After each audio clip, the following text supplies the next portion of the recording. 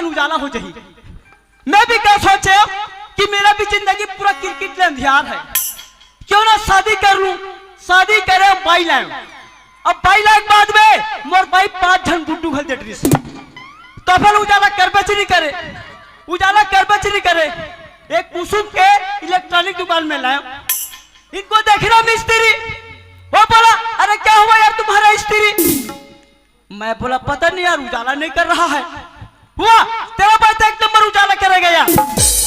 मैं बोला जब भाई उजाला करेगा तो मैं पूरा ट्रांसफार्मर को गिरा दूंगा, लेकिन एक प्रॉब्लम है। मैं बोला कौन सा प्रॉब्लम?